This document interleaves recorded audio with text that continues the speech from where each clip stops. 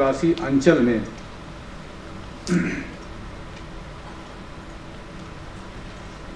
कहाँ क्या प्रकाशित हो रहा है पता भी नहीं चलता। मैंने सन 78 में टीस लिखी थी संताल आदिवासी पर, धर्मी में छपी था और भारती जी को वो कहानी याद थी। लेकिन भारती जी का अगर उसको कहा जाए एक कोना, तो दूसरा कोना क्या था कि एक पंकज जी ने मुझे बुलाया था रांची में, तो वहाँ एक आदिवासी लाठी लेकर टहल रहा था मुझे पीटने के लिए, इसलिए कि मैंने संताल को सांप खाते हुए दिखा दिया था। तो उस तरह से बहुत सारी चीज़ें कहाँ क्या हो रही हैं। मैंने सर झुका लिया था कि बिल्कुल लाठी आपके हाथ में और सर झुका हुआ आपके सामने, आप आज ही निपटारा कर लीजिए। खैर उनको पकड़ कर लोग ले गए, उन्होंने पिटाई से मैं बच गया था। तो अगर कुमार सुरेश सिंह की बात माने तो 4635 समुदाय हैं, 325 भाषाएं हैं। लेकिन ये उसके बाद की जो उसके बाद के शोध हैं वो ज़्यादा अच्छे हैं। निर्मला जी की बात जब हम कर रहे थे तो निर्मला जी कहाँ खो गई? नगाड़े की तरह बजते हुए सब नगाड़े में कहाँ पानी आ गया, वैसी कविताएं अब कहाँ हैं? ये तो वही बता सकती हैं। अब आ रही किताब, लेकिन वो क्या नगाड़ा वैसा ही बजेगा? ये हम जानना चाहते हैं। खैर वो बहुत सारी बातें हैं। मुझे धूमिल के बाद पहली बार, हमारे मित्र तो नहीं थे, धूमिल जी हमसे सीनियर ही थे, धूमिल के बाद प्रसन्न कुमार चौधरी और निर्मला पुतुल, मैं 3 ही नाम जानता था कविता के क्षेत्र में, लेकिन वो नाम कहाँ गया पता नहीं। ग्रेस कुजूर, महादेव टोप्पो, गोविंद गुरु, आज 50 सशक्त हस्ताक्षर हैं। रामलाल मुंडा की कविता देखिए, आज है नहीं, याद आती होंगी। और उसका जो जिक्र कई लोगों ने किया है जिस कविता का, तंबाकू के साथ तपेदिक के टैबलेट, वीडियो गेम्स के साथ मिर्गी के इंजेक्शन, ब्लू फिल्मों के साथ एड्स का टीका, ये सब आयातित हो रहे हैं। सिर्फ कविता, कहानी, उपन्यास, नाटक ही साहित्य नहीं होता, जैसा मेरा अपना मानना है। वक्त के बदलते तकाजों ने बता दिया है कि डॉक्यूमेंटेशन भी साहित्य है, और अगर अच्छे ढंग से डॉक्यूमेंटेशन किया गया हो तो उच्च कोटि का साहित्य हो। कुमार सुरेश सिंह का बिरसा मुंडा और उनका आंदोलन, महाश्वेता देवी के जो बिरसा मुंडा पर उपन्यास है, उससे ज़्यादा अच्छा है, मेरा अपना मानना है, क्योंकि मैंने दोनों रचनाएं पढ़ी हैं। ब्रह्मदेव शर्मा, वीर भारत तलवार, रामशरण जोशी, विनोद जी, हरिराम मीणा, डोमन साहु समीर गुजर चुके हैं हमारे यहाँ। जो लोग हैं उनमें रणन जी हैं, सुनील कुमार जी हैं। आज के रिपोर्टाज भी उतने ही आवश्यक हैं जितने की उनका साहित्य। ब्रह्मदेव शर्मा, अब देखिए अनुभव का अपना ये होता है, जिन्होंने मार खाई है, घसीटे गए हैं, उनका अनुभव तपा हुआ बोलता है साहब, और मन में उच्छ्वास और एक तरह से जोश जगाता है। जो कहते हैं कि आदिवासियों का कहना है कि धरती भगवान ने बनाई, हम उनके बेटे हैं, तो बीच में सरकार कहाँ से आ गई? फिर संविधान के 19वें अनुच्छेद में आदिवासियों के अधिकार की चर्चा की गई है। क्या होता है उसका उल्लंघन? क्यों होता है उसका उल्लंघन? कौन कर रहा है? ये क्या दिखाई नहीं पड़ता किसी को? तो ये सब बातें किसी कविता कहानी से कम नहीं होती हैं। इनमें गहरी आत्मीयता है। इस आत्मीयता के बिना हिंदी आदिवासी साहित्य न सृजा जा सकता है, न समझा जा सकता है। सवाल स्वानुभूति और सहानुभूति परक आदिवासी लेखन के फर्क का भी व्यर्थ है। जो भी साहित्य आदिवासियों के उन्नयन या उनके पक्ष में जाता है वह आदिवासी साहित्य है, चाहे वह आदिवासी द्वारा लिखा गया हो या गैर आदिवासी द्वारा। चलते चलते कुछ एक मन की ठेस, कुछ जलन जो आपसे शेयर करना चाह रहा था। इधर कुछ कहते हैं कि 55 अरब और 80 करोड़ रुपए खर्च कर रही है भारत सरकार आदिवासी को उत्थान के लिए। ये 55 अरब रुपए और वगैरह वगैरह ये कहाँ जा रहे हैं ये हमको पता नहीं है। लेकिन जो पता है वो मध्य प्रदेश विधानसभा में 41 विधायक आदिवासी हैं, छत्तीसगढ़ में भी हैं, झारखंड में तो उनका शासन चल रहा है। इधर ग्राम सभाओं में जो अधिकार मिले हुए हैं उत्तर पूर्वी सीमांत में, तो काफ़ी बड़े अधिकार हैं। बिना उनके परमिशन के आप एक जगह नहीं छू सकते। ये सब चीज़ें पहले नहीं थी। इतना सब कुछ मिल रहा है, कहने के लिए और भी कुछ मिल रहा है। जैसे 155 ताप विद्युत परियोजनाएं उनके क्षेत्रों में हैं, कुछ बन रही हैं, कुछ पाइपलाइन में हैं। मेरे इलाके में एक थी मेजिया कि मैंने देखा कि वो इलाका, मेजिया में तो बिजली बन रही है, जा रही चारों तरफ बिजली, वहाँ हावड़ा से लेकर के मुगलसराय तक की ट्रेनें चल रही हैं, लेकिन मेजिया गांव अंधेरे में है।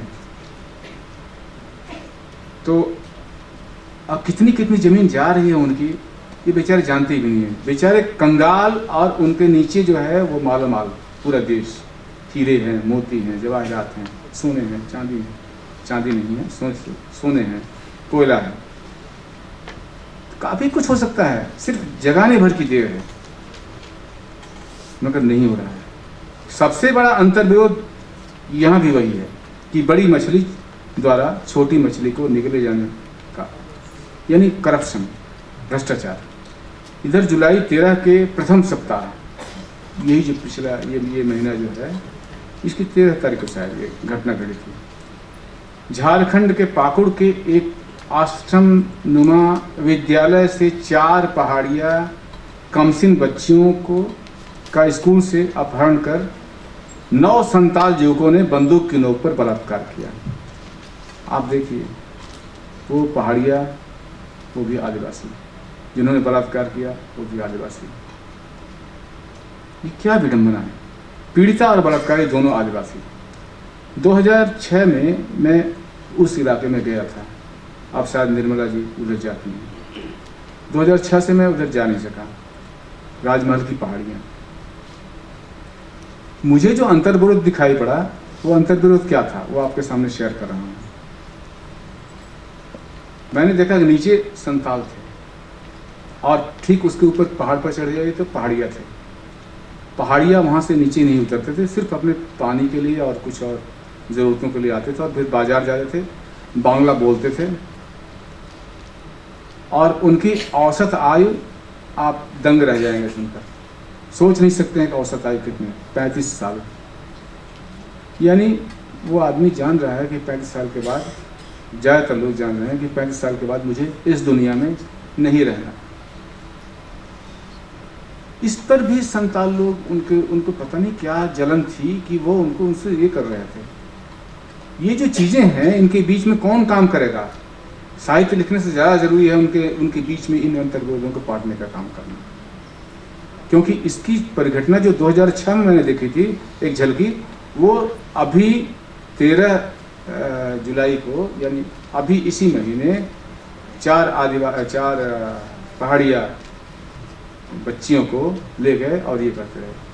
और अगर दिकू लोगों ने किया होता तो अलग बात होती, नहीं उन्होंने किया। तो इस तरह बहुत सारी चीज़ें हैं जो कि हो रही हैं, और उनमें सांस्कृतिक नवजागरण की ज़रूरत है। मैं उस समय अपना उपन्यास लिख रहा था, आकाश चंपा। मुझे बहुत ही पीड़ा हुई थी कि ये पहाड़ पर क्यों रह रहे हैं, नीचे क्यों है। उधर की वो खोज करते करते बहुत सारी बातें ऐसी आई कि एक तरह से जंगल जैसा कुछ लगा मुझे। तो जो भी हो, मतलब इस मेरे कहने का मतलब, साहित्य लिखने से, आकाश चंपा लिखने से ज़्यादा ज़रूरी होता अगर मैं उनके इन अंतर्विरोधों के बीच की खाई को पाटने का काम करता। लेखन, साहित्य जो है, कलम से सिर्फ लिखना ये नाकाफ़ी है। मेरा शुरू से मानना रहा है, मेरे सारे दोस्त मुझसे खिलाफ रहे हैं। उनके डायरेक्टली उनके फील्ड में जाकर काम कीजिए, तब जाके आपको मालूम पड़ेगा कि एक्चुअल कठिनाई क्या है। खैर, मैं ये भी इंडिकेट करना शायद ज़रूरी समझता हूँ कि जगन्नाथ पहाड़िया जैसे लोग जो राज्यपाल वगैरह भी रहे हैं, उन्हीं के बीच से आए हुए थे। तो इस चीज़ से, और जो शिबू सोरेन के बाद के इलाके, उनके लड़के हालांकि चीफ मिनिस्टर हैं, या और जो हैं, जो कि हमारे सुनील भाई ने ये किया था, तो लगा कि मुझे एक मुंडाली शायद थी वो महिला, उनकी उम्र 50 साल थी। मुझको बिल्कुल पकड़ के झकझोरने लगी, कहे कि मेरा लड़का जो है, हमारे लड़के जो हैं सूरज मंडल और ये 3-4 करोड़ रुपए सिर्फ लिए थे और इतनी बदनामी इनकी हो गई, अरे बाप रे, दुनिया लूट लिया। 36 करोड़ का तुम्हारा एक है, कौन सतीश धवन थे, उनका उसका एक बंगला बना है, वो लूट नहीं है, हैं? तुम हमको कहते हो लुटेरे और हम भ्रष्ट हो गए, हम आदिवासी हैं, हमने मान लिया सर झुका के, चलो हम सीधे साधे हैं, हमारे लड़के चोरी करें तो ये बहुत बड़ी चीज़ हो गई। और तुम्हारे लोग आका लोग चोरी करके ये कर रहे हैं, उसमें 26 या 36 करोड़ रुपए की जो ये थी, एक बात थी। आज तो खैर कोई बात ही नहीं है, आज तो हजार करोड़ की बात है। तो इसीलिए हम ये कह रहे हैं कि मित्रों, कलम कागज़ पर साहित्य लिखने और कविता लिखने से ज़्यादा ज़रूरी है इन चीज़ों का, जो इसमें क्रीम जो है उसका प्रचार ग्रास रूट लेवल के अंतिम स्तर तक हो, और जो ज़मीनी सच्चाइयाँ हैं उनके बीच में फील्ड वर्क करने की ज़रूरत है। आशा है कि हम यहाँ से जब जाएंगे तो एक नया अभिज्ञान, अगर कहीं कुछ हुआ जो काम करने की ज़रूरत है, उस पर भी हमारा दिमाग जाएगा। तो आदिवासी समुदायों को लंबे समय तक अभी नवजागरण की प्रतीक्षा करनी है। वैसे नवजागरण की प्रतीक्षा तो शीर्ष लोगों को भी करनी, पूरे भारत को, क्योंकि अभी भी हम वही बुद्धू बकलोल हैं। तो जो उनके अरण्यमुखी पूर्वाग्रहों को तोड़े, उनकी परंपरा के धनात्मक पक्षों को सुरक्षित रखे और एक रेशनल एटीट्यूड अपनाते हुए, बार बार लोगों ने कहा मुख्यधारा क्या होती है, मैं कहता हूँ बिल्कुल उलट, नहीं, मुख्यधारा में तो आना ही पड़ेगा, आपको ड्यूमा में प्रवेश करना ही पड़ेगा, अगर उसके ड्यूमा के अंतर्विरोध को तोड़ना है।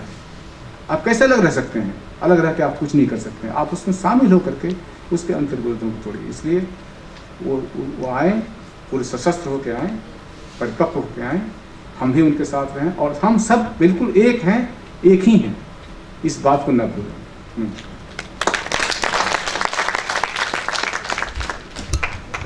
अगर कहीं कुछ हुआ जो काम करने की ज़रूरत है, उस पर भी हमारा दिमाग जाएगा। तो आदिवासी समुदायों को लंबे समय तक अभी नवजागरण की प्रतीक्षा करनी है।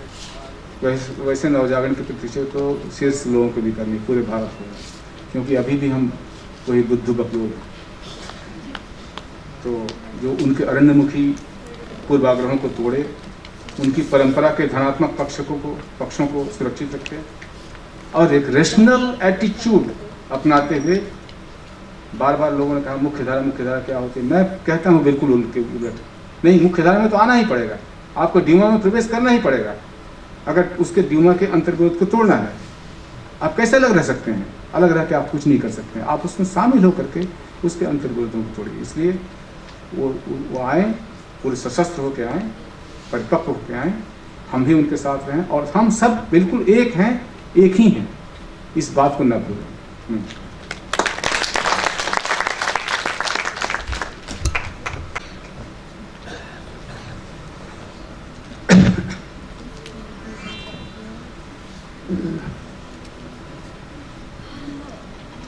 आदिवासी समाज के बीच मेरा पहला परिचय हुआ था 78 में। हम लोग 74 मूवमेंट में रहे, छात्र विकास संघर्ष वाहिनी में रहे, और वहाँ से फुल टाइमर के रूप में कुछ दिन काम करने पोटका गए थे सिंहभूम प्रखंड में, और पहली बार उस समाज को देखे थे वहाँ।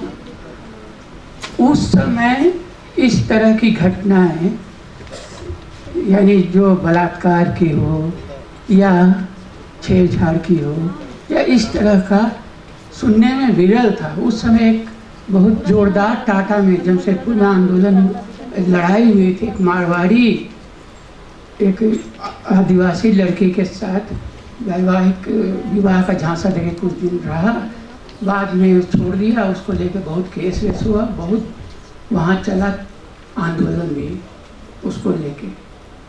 हम ये कहना चाह रहे हैं कि बहुत सी चीज़ें अब संस्कृति के आईने में चाहे उसके द्वारा समझना होगा। आप अभी तक आदिवासी समाज अलग थलग था, अब हमारे साथ है। एक डेमोक्रेसी की वजह से लोकतांत्रिक व्यवस्था जो है, चुनाव प्रणाली है, ये वो, इसके कारण और धीरे धीरे वहाँ भी वो भी अपसंस्कृति के शिकार हो रहे हैं। अश्विनी पंकज बहुत तीखे स्वर में कहते हैं कि 10 जो संथाल बलात्कारी था तो वो तो मुख्य धारा में आ गया। अब मुख्य धारा तो यही है ना, तो आपको तो खुश होना चाहिए। यानी जो अपसंस्कृति वहाँ फैल रही है उससे कैसे बचा जाए, उससे कैसे उस समाज को बचाया जाए, इस ढंग से उस पर विचार करना और ये मान के चलना कि ये जो दुर्गुण उसमें निरंतर हमारे संसर्ग से पैदा हो रहा है वो, तो इसीलिए साथ साथ बहुत गंभीरता से इस पर हम लोगों को विचार करना होगा कि मुख्य धारा जो हमारी है वो इसी तरह यही संजीव जी खुद खोल कर नहीं बोले। बहुत ही सवाल उठता है कि झारखंड में 4 मुख्यमंत्री आदिवासी आए तो ये करप्शन है, ये है वो है। हम इसको दूसरे रूप में, इस रूप में देखते हैं कि हमारी संसदीय व्यवस्था ही ऐसे काजल की कोठरी में बदल गई है कि जो आता है यहाँ करप्ट हो जाता है, भ्रष्ट हो जाता है। तो इसको हमको यहाँ, यानी जो हमारा डेमोक्रेसी है उसका महापर्व जो चुनाव है वो भ्रष्टाचार फैला रहा है चारों तरफ, जनता को भी भ्रष्ट बना रहा है। और अभी इसको ताज़ा हम भी इससे विचलित हुए थे, लेकिन ये बलात्कार की घटना से, लेकिन साथ साथ ये हमको ध्यान में रखना होगा कि ये झारखंड के इतिहास के शायद हम कह रहे भाई, कोई दावा नहीं किए हैं, शोध नहीं किए हैं, कुछ हो सकता है, पहली घटना थी। और जो संथाल युवकों ने उसके जस्ट दूसरे दिन, यानी ये घटना 14 तारीख की थी और 15 को 4 आदिवासी संथाल युवकों ने संथाल युवती के साथ भी स्कूल के प्रांगण में दुमका से के करीब वहाँ बलात्कार किया। इसलिए पहाड़िया और संथाल के बीच जो एक ऐतिहासिक है, जो टकराव है, उसके आईने में हम लोग इसकी व्याख्या ना करें। इससे ज़्यादा ये है कि उससे ज़्यादा ये है कि 13 तारीख को हेमंत सोरेन शपथ लेता है और 14 तारीख को बलात्कार होता है। कुछ ऐसा एक है कि जो सत्ता का उन्माद, जैसे हमारे यहाँ जो संस्कृति है कि लालू यादव जीते तो यादव लोगों में खुशी की लहर, और एनडीए के लोग जीते तो भूमिहारों में खुशी की लहर, या इस तरह का जो चीज़ आता है। तो उसी तरह जो संथाल बिरादरी है, हो सकता है उसमें भी ये सत्ता का उन्माद, क्योंकि उस क्षेत्र के 16 विधानसभा क्षेत्रों में वो प्रभावी हैं। संथाल समुदाय के लोग सबसे बड़ी जाति हैं और राजनीति में सबसे ज़्यादा उनका हस्तक्षेप है। हो सकता है दिक्कू संस्कृति का विरोध करते करते और दिक्कू राजनीति का विरोध करते करते उनका चरित्र भी धीरे धीरे दिक्कू जैसा होता जा रहा है। हमको बोलना नहीं चाहिए, लेकिन जैसे संपत्ति के महिलाओं के अधिकार की बात है, ये डिबेटेबल है, बहुत बहस चल रहा है आदिवासी समाज में भी। इसको हम केवल इस रूप में देखते हैं कि हम लोग हर चीज़ का फौरी समझते हैं कानून बना के। अन्ना के आंदोलन में हो रहा था, भ्रष्टाचार को आप कानून बना के मिटा दीजिए, और झट स्त्री की सुरक्षा के लिए रोज कानून बन रहा है। भ्रष्टाचार से कैसे बचे, उसको उसका आर्थिक हित कैसे सुरक्षित हो, लिविंग रिलेशन वाली महिलाओं को मिलना चाहिए हक, ये वो। इसके बावजूद यहाँ वहाँ उस समाज में यदि स्त्रियों को संपत्ति का अधिकार नहीं है, इसके बावजूद वो हमारे समाज से ज़्यादा सुरक्षा वो समाज उसका देता है। खैर इन सब बातों का ये अर्थ नहीं है कि हम वहाँ आदिवासी समाज में भी जो पुनर्जागरण या कुछ नए संदर्भों में बातों को समझने और बदलाव की ज़रूरत है, वो उस दिशा में प्रवृत्त ना हो। खैर हम अब रेणुका जी को, रमणिका गुप्ता जी को आमंत्रित करते हैं, वो विस्तार से इन सारी बातों को समेट के बात रखेंगे।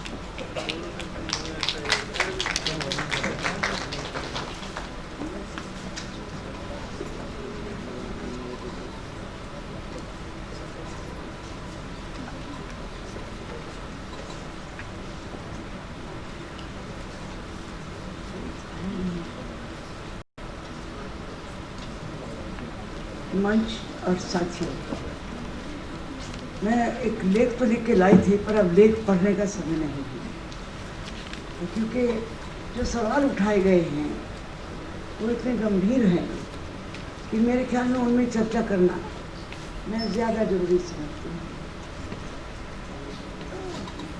एक तो आदिवासियों को जानने के लिए उन्हें सुनना जरूरी होता है, सुनने का धैर्य रखना होता है। आपको मालूम होना चाहिए, जब आदिवासी लोग पंचायत अपनी करता है, बैठता है, मैं असम में गई थी, जब तक सर्वसम्मति से फैसला ना हो जाए, भले 7 दिन बीत जाए, नगाड़ा बजता रहता है। सर्वसम्मति से ही फैसला होता है और फिर वो लोग उसको लागू करता है। और हम लोग तो 2 मिनट में ख़त्म करना चाहते हैं, बात भी 2 मिनट में सुनना चाहते हैं, और सुनना भी नहीं चाहते कभी कभी। तो सुनने का धैर्य अगर हमें नहीं है तो हमें आदिवासियों को बुलाना ही नहीं चाहिए, मेरी ये राय है। क्योंकि आदिवासी अपनी बात मन से बोलता है, बताता है, अनुभव से बोलता है, और वो अभी आपसे प्रदूषित नहीं हुआ है। हम लोगों का प्रदूषण उतनी दूर तक उसमें नहीं पहुंचा है जितने हम प्रदूषित हो चुके हैं। इसलिए अगर हम अपने को सुधारना चाहते हैं तो हमें आदिवासियों को सुनना चाहिए और उनको सुधारने की बात नहीं करनी चाहिए, क्योंकि उनके मूल्य हमसे बहुत ज़्यादा हैं। इक्का दुक्का घटनाएं जो घट रही हैं, अभी संजीव जी ने कह दिया, बता दिया, हम लोग के नोटिस में आ गई, बहुत गलत बात है, उसका कोई समर्थन नहीं करेगा। लेकिन ये आदिवासी की मूल प्रवृत्ति नहीं है बलात्कार करना। मैं मेघालय में गई थी, आज से कोई 10 बरस पहले, अभी भी गई थी, लेकिन 10 बरस पहले भी गई थी, तो उसमें एक CI2 की हमारे मजदूरों की बैठक थी, उसमें गई तो मैंने आंकड़ा जानना चाहा कि कितना बलात्कार के कांड हुए मेघालय में। उन्होंने बोला एक भी मेघालय थाने में, किसी भी थाने में बलात्कार का कांड नहीं था। मर्डर के थे, हत्या के थे, लेकिन बलात्कार के नहीं थे। तो ये बलात्कार की बात हम लोगों से भले सीख रहे हैं, वो हम लोग उनका गुरु बन रहे हैं, गलत बातें सिखा रहे हैं, उनकी मूल प्रवृत्ति नहीं है, ये हमको मान के चलना चाहिए। ये मैं लीपा पोती की बात नहीं कर रही हूँ, क्योंकि उनकी यहाँ भाषा में भी, हमारे यहाँ तो हमारी सारी भाषा ही गालियों से भरी है। सब जितनी गालियाँ हमारे भाषा में, चाहे हिंदी में हो चाहे दूसरी भाषा में हो, सब में स्त्री के लेके ही गाली बनी है, पुरुष को लेके कोई गाली नहीं है। लेकिन आदिवासियों में आपको गालियाँ नहीं मिलती। इसलिए हम लोगों को दृष्टिकोण, सबसे बड़ी बात है, दृष्टिकोण के नज़रिए से आदिवासी साहित्य को समझना होगा। आदिवासी का दृष्टिकोण आपसे भिन्न है। आपका दृष्टिकोण वर्चस्ववादी बात आपने कह दी, बहुत कह दी, पुरुषवादी भी बात हो गई, सब हो गई। उनमें भी कुछ पुरुषवाद है, ऐसी बात नहीं है कि नहीं है, लेकिन वहाँ कुछ दूसरी रिवायतें भी हैं। वो एक सामूहिक जिंदगी जीते हैं, हम लोग व्यक्तिवादी जिंदगी जीते हैं। हिंदी का साहित्य हो या दूसरी भाषाओं का साहित्य, ज़्यादातर कुंठा का साहित्य हो गया है।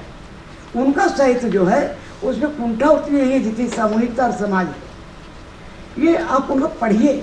और अभी जो शुरू में मीना जी ने, गन्ना साहिब जी ने भी कहा कि एक भी आदिवासी पुस्तक उनको नहीं मिली पढ़ने के लायक, तो अभी तो आपने बताया वहाँ पर 16 वॉल्यूम में एनसाइक्लोपीडिया है हमारी, आपने पढ़ाई नहीं।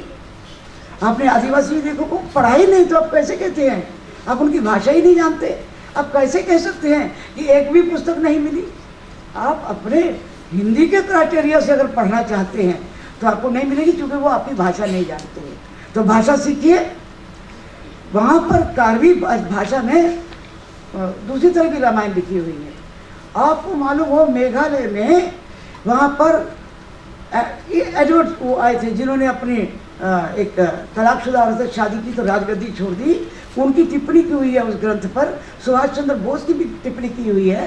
प्रागैतिहासिक काल से लेकर जो जनतंत्र का, लोकतंत्र का चुनाव करके प्रणाली से वहाँ सरदार चुनने की प्रथा बनाई गई, उस पर पूरा एक ग्रंथ लिखा हुआ है खासी भाषा में। लेकिन आप वहाँ खोजने जाते हैं, रामायण लिखी है कि नहीं, महाभारत लिखा है कि नहीं? अरे भाई, आपका रामायण तक मिथक है, वे कवि की कल्पना है। और आपने सारे जितने भी राम के दुश्मन थे सबको तो राक्षस कह दिया, मान लिया शत्रु को कह दिया, अरे जो उनका मित्र था उसको भी बंदर कह दिया। आपने उसको किसी को पक्षी बना दिया, किसी को पशु बना दिया, किसी को जानवर बना दिया, यानी आदिवासी को अपने जानवर से ऊपर माना ही नहीं, मनुष्य माना ही नहीं। तो जब मनुष्य आप नहीं मानते तो आप अजय जी हो या प्रेमचंद जी हो या जो भी हो, उनके अवधारणाओं में कैसे आप भर दीजिएगा? क्योंकि आपकी संस्कृति तो विश्व वो क्या है, कुटुंबकम, विश्व कुटुंबों की। और विश्व कुटुंब में कौन है? केवल 3 जातियां, और बाकी तो सब सर्विस जातियां हैं, सेवा वाली। तो विश्व में 3 जातियां हैं और हिंदुस्तान के बाहर कोई विश्व नहीं है उनका। खाली यही अपने गांव के बीच घूम लिए और अश्वमेध यज्ञ का घोड़ा घुमा दिए और अश्वमेध के राजा बन गए। हमने कभी लड़ाई नहीं लड़ी। लड़ाई लड़नी है तो सीखो बुद्धू भगत से, शरणाउरा की कहानी पढ़ो। लड़ाई लड़नी है तो सीखो, जिसे उस समय कतार बनाई थी, मैं अंग्रेजों के हाथ जिंदा नहीं आऊंगा। पूरी कतार बन गई थी उसके गिर्द, एक एक लोग इधर मरता था इधर मरता था। बुद्धू भगत को पकड़ने नहीं दिया गया, और जब वो अंग्रेज पकड़ने लगे तो उसने अपनी गर्दन काट ली। मैं जिंदा हाथ नहीं आऊंगा। अगर लड़ाई सीखनी है तो सीखो सीधू कानों से, चारों भाई मारे गए। लड़ाई सीखनी है तो सीखो तिलका मांझी से, जो घसीटा गया अपने गांव से लेकर भागलपुर के चौराहे तक, मरा नहीं, फांसी दे दी। आप लड़ाई की बात करते हो, हमारा कौन राजपूत राजा लड़ा था जी? सब तो हम लोग किसी को बहन दे दिए, किसी को बेटी दे दिए, लड़के नहीं किए। लड़ा तो आदिवासी। रमना अलाड़ी ने, आप झांसी जाने की मैं बहुत तारीफ करती हूँ जी। हाँ, जो हुआ राजपूत क्षत्रिय जो कहिए एक ही है। राजपूत क्षत्रिय पंजाब में क्षत्रिय आता है उसमें, और उसने शंकराचार्य ने उनको राजपूत बना दिया अग्निकुंड करके। यही ना फर्क है, और क्या फर्क है? खास फर्क है। तो कहने का मतलब है, आप आदिवासी की जब बात करते हैं तो उसके इतिहास में जाइए। रमना अलाड़ी 1764 में लड़ा, 66 में। आपको तो मालूम ही नहीं था आजादी क्या है तब। आपको कौन लोग लड़े थे 66 में जी? 1857 में लड़ाई हुई, वो भी उपनिवेशवाद के खिलाफ नहीं हुई। वो भी लड़ाई हुई सुअर और गाय का मांस को लेकर। 1857 की लड़ाई आजादी की लड़ाई नहीं थी।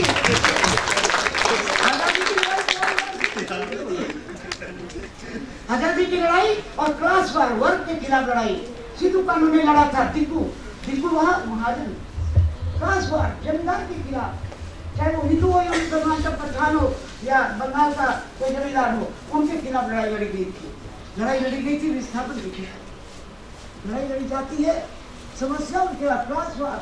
हम गरीब है, हमें लूटता है, लुटेरा, उसके खिलाफ ये क्लास वार थी। लड़ाई लड़ी गई थी अंग्रेजों के खिलाफ। रूपलियानी ने कहा मिजोरम में मर गई, उम्र कैद हो गई, जेल में मर गई। लड़ाई लड़ी थी नंगबा ने। हम भगत सिंह को बड़ी श्रद्धा से याद करते हैं, लेकिन नंगबा को जानता ही नहीं है, जो फांसी चढ़ गया, फांसी दे दी उसको अंग्रेजों ने। उसने कहा था मैं टैक्स नहीं दूंगा, उसने कहा था मैं शस्त्र लेकर अपने त्योहार में जाऊंगा, उसने कहा था मैं अपने शमशानों में अपने मुर्दों को जगाऊंगा, लेकिन आपने उसको फांसी दे दी अंग्रेजों ने। आप उसको जानते ही नहीं, और आप आदिवासी की बात कर रहे हैं, हम जेलों में बैठ के। इतिहास ही नहीं मालूम है, इतिहास मालूम कीजिए। अंग्रेजों ने खुद लिखा है कि जब अंग्रेजों की टिप्पणी में एक झा जी ने पट्टा में किया था, लंदन में जाके वो अंग्रेजों के दस्तावेजों से जाके कोलम विद्रोह पर उन्होंने किताब लिखी, मैंने मंगाई वहां से। और उस किताब में उन्होंने लिखा है अंग्रेजों के ये आदिवासियों के युद्ध के बारे में, कि जब वो लड़ते थे तो नगाड़ा बजता रहता था, उधर से तीर इधर से बंदूक। जब नगाड़ा बंद हो जाता था हम समझते थे सब आदिवासी मर चुका है, यानी वो 5000 है तो 5000 मर जाता था, 10,000 तो 10,000 मर जाता था। और तब इनकी सेना आगे बढ़ती थी, तब दूसरे कोने से नगाड़ा बजता था, तब अंग्रेजों की सेना इधर जाती थी, और उधर भी जब तक नगाड़ा बजता था तीर चलता रहता था, गोली चलती रहती थी, सब मर जाता था, कोई पीछे भागता नहीं था। लेकिन 1857 के बाद कौन राजा आया बचाने के लिए जेल में से लोगों को? आया तो तात्या भील जेल तोड़ के बाहर निकल गया और उसने अपने आदिवासियों को संगठित किया। ये अलग बात है कि हर जगह आदिवासियों ने, खानदेश में 40 बरस तक अंग्रेजों को टिकने नहीं दिया आदिवासियों ने। 1784 में ये खासी के राजाओं ने विद्रोह किया, रानी गुडलियानी ने विद्रोह किया, औरतों ने मशक लेकर सारे हथियारों को पानी से डुबो दिया अंग्रेजों की, और अंग्रेज वहां मारे गए। वो कहते हैं बड़े बर्बर थे। अरे भाई, आपने बर्बरता से हमें मार दिया और हमने बदले में मार दिया तो हम बर्बर हो गए। मैं नहीं मानती इस बात को। हमने युद्ध में जब कहते हैं तो आप युद्ध में आपके लिए एवरीथिंग इज इन फेयर, इन युद्ध, इन वॉर एंड पीस, लेकिन आदिवासी के लिए नैतिकता का सवाल है। तो ये वॉर एंड पीस का सवाल है। इस समय आदिवासी का अस्तित्व संकट में है। मैं उनके साहित्य पर बहुत बोलती, लेकिन नहीं बोलूँगी क्योंकि ऐसे ऐसे मुद्दे आ गए हैं। अभी आपने कहा, एक सवाल उठाया कि उन लोगों ने लिखा नहीं आदिवासियों ने। मैं श्रेष्ठ अश्रेष्ठ पर नहीं जाती हूँ, वो श्रेष्ठ भी होंगे, अपने समय के अपने लेखन में भी श्रेष्ठ होंगे। आज आप उसको नकार दो, कल आपको भी कोई नकार देगा। मैं नहीं कहती कि वो समय बढ़ता जा रहा है, लेकिन आपका हिंदुस्तानी क्या, आपका सांसद, मैं ब्रिगेडियर सैलो से मिली थी आज से 1982 की बात कर रही हूँ, 82 में मैं गई थी, ज्ञानेंद्र पत्ते हम दोनों गए थे, और मैं जाके मिली तब हमें पहरे में, हमारे देश में, हमारे ही देश के एक राज्य में जाने के लिए पीछे मिलिट्री को पहरे में लेके जाना पड़ता था, परमिट लेना पड़ता था, हम अपने देश में नहीं जा सकते थे। मैं गई और ब्रिगेडियर सैलो से मिली, क्योंकि मैं विधायक थी, और मैंने पूछा, बोला रजनीकांत जी क्या बताऊँ? मैंने बोला क्यों ऐसा हो रहा है, ये क्या बात? उसने बोला जब अकाल पड़ा था हमारे मिजोरम में तो हमने बांग्लादेश ने मदद की, लेकिन जो असम से जितनी भी राहत आई सब लोग खा गए। बांग्लादेश से मदद आ गई, हम लोग उनको लूटने जाते हैं। हम आंतरिक उपनिवेशवाद से तंग है आदिवासी। अंग्रेजों का उपनिवेशवाद था, ठीक है, बारी का चले गए, लेकिन अंग्रेजों के जमाने में भी बोडो, ये मिजोरम की भाषा स्टेट लैंग्वेज हो गई थी, पढ़ने लगे थे लोग। अंग्रेजों से लड़के उन्होंने अपनी कई भाषाओं को बनवा लिया था। हम अपने देश में आज तक केवल 2 ही भाषाओं को बनवा पाए हैं आज़ादी के बाद, संथाली और एक बोडो। कौन सी भाषा है जिसको बनाया हमने? जबकि साहित्य लिखा जा रहा है। आपकी कुड़क रूप तो बहुत दिख रही है। संथाली लोगों ने सॉफ्टवेयर अपना क्रिएट कर लिया है, वो अपना सॉफ्टवेयर बना लिए हैं, सब कुछ बना लिए हैं, लेकिन हम लोगों ने उनको आज तक मान्यता नहीं दी। मणिपुरी भाषा को मान्यता दी है पॉलिटिकल रीजंस के चलते, लेकिन अभी कितनी भाषाएं हैं, 80 भाषाओं में, 80 से ज़्यादा भाषाओं में साहित्य लिखा जा रहा है आदिवासी। हम लोगों ने अपनी संस्था के माध्यम से 45 भाषाओं का अनुवाद करवाया है, ट्राइबल लैंग्वेजेस का, हिंदी में। अब उनकी अब कथा आएगी। अब आप, ठीक है, हमारे पास संस्कार है, बचपन से पढ़े, माँ बाप दादा नाना सब पढ़ते रहे, हम लोग भी पढ़ गए। अरे भाई, उनको तो लिपि ही मिली 150 साल पहले अंग्रेजों ने दी। आपने तो उनको पढ़ने से वर्जित कर रखा था। आपने कहा पढ़ो मत, सुनो मत, बोलो मत। रामदयाल मुंडा जी अक्सर कहा करते थे, उनका अक्सर कहते, वो मेरी संस्था के अध्यक्ष भी रहे, उनके जाने से बहुत नुकसान हुआ देश का, मैं ये मानती हूँ। तो इस समय था जब वो बहुत कुछ कर सकते थे, उस समय वो असमय चले गए, और वही थे एकमात्र जो झारखंड में सबको एक साथ एक मंच पर ला सकते थे। बिखर गया है, बहुत कुछ बिखरा हुआ है उनके जाने से। सारे देश को हम लोगों ने इकट्ठा किया था अपनी संस्था के माध्यम से, आज भी कोशिश हो रही है, लेकिन उनके जाने से लॉस हुआ। लेकिन वो कहा करते थे, हम मौनी बाबा हैं, हम बोलते ही नहीं थे पहले, फिर हमें कहा गया जो हम बोलते हैं वो बोलो, यानी जो मंच पर आप नहीं बोला तो जाओ, उतर जाओ, हमारे मुताबिक बोला तो ठीक है, और नहीं तो उतर जाओ। अब तीसरा स्टेज आ गया है, जो हम चाहते हैं हम वो बोलेंगे। आदिवासी अब ये कह रहा है जो हम चाहते हैं हम वो बोलेंगे। आप हमारे समर्थन में हो तो ठीक है। हम लोग, मैं हालांकि बहुत सारे भारतीय ये शिव की आंख या भरत की खड़ाओं में विश्वास नहीं रखती हूँ, लेकिन फिर भी अगर हम आदिवासियों की सचमुच में मदद करना चाहते हैं तो भरत की तरह खड़ाओं को रख के उनको आगे बिठा के काम कीजिए, तभी कुछ काम हो सकता है। अगर हर चीज़ में आप ही हस्तक्षेप करेंगे, आप ही दखल देंगे और आप ही कहेंगे ऐसे चलो ऐसे चलो ऐसे चलो, तो आदिवासी नहीं कुछ कर पाएगा।